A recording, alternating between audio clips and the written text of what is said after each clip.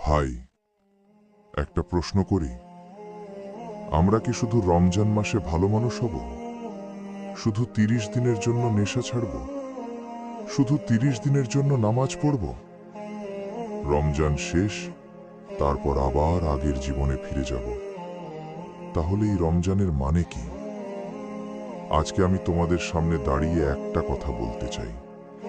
এই রমজানে শুধু ১ মাসের জন্য না, সারা জীবনের জন্য নেশা ছাড়ব। হ্যাঁ, সিগারেট হোক, গাঁজা হোক, মদ হোক, খারাপ সঙ্গ হোক, যে নেশাই হোক, আজকে আমরা শেষ করব। ভাবো তো, কত মা রাতে কাঁদে, কত বাবা লজ্জায় মাথা নিচু করে, কত স্ত্রী চুপচাপ সহ্য করে, কত সন্তান বাবার জন্য ভয় পায়, শুধু একটা নেশার জন্য। নেশা মানুষকে ধ্বংস করে, নেশা ঈমান দুর্বল করে, নেশা ঘর ভাঙে, নেশা সম্মান কেড়ে নেয়। ভাই, রমজান মাসে আমরা সারাদিন ক্ষুধা সহ্য করি, পানি ছাড়া থাকি, তাহলে একটা নেশা কি ছাড়তে পারবো না? পারবো, অবশ্যই পারবো। কারণ আমরা দুর্বল না, আমরা আল্লাহর বান্দা। আজকে সবাই হাত তুলে বলো, হে আল্লাহ, এই রমজানকে সাক্ষী রেখে আমি প্রতিজ্ঞা করছি, আমি সারা জীবনের জন্য নেশা ছাড়ছি।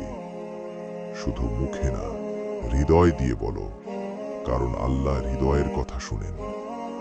মনে রেখো, রমজান শুধু ১ মাসের ইবাদত না, এটা সারা বছরের পরিবর্তনের ট্রেনিং। এই মাসে যদি তুমি নিজেকে বদলাতে পারো, তাহলে তুমি পুরো জীবন বদলাতে পারবে। আজকে যদি তুমি সত্যি করে নেশা ছাড়ো, তাহলে শুধু তুমি বদলাবে না, তোমার পরিবার বদলাবে, তোমার ভবিষ্যৎ বদলাবে, তোমার আখিরাত বদলাবে। হয়তো কষ্ট হবে, হয়তো শরীর কাঁপবে, হয়তো বন্ধু ডাকবে, হয়তো মন টানবে, কিন্তু মনে রেখো, একটা জান্নাতের জন্য এই কষ্ট কিছুই না। ভাই, মৃত্যু হঠাৎ আসে, কেউ বলে আসে না। যদি এই রমজানটাই শেষ হয়, তাহলে আমরা কি অবস্থায় যেতে চাই? নেশায় ডুবে নাকি তওবা করে? চলো, আজকে আমরা সবাই একসাথে বলি, এই রমজানে আমরা শুধু ১ মাসের জন্য না, সারা জীবনের জন্য বদলে যাব। আমরা নামাজ ছাড়ব না, আমরা নেশা ধরব না, আমরা হারাম খাব না, আমরা মিথ্যা বলবো না, আমরা নতুন জীবন শুরু করব।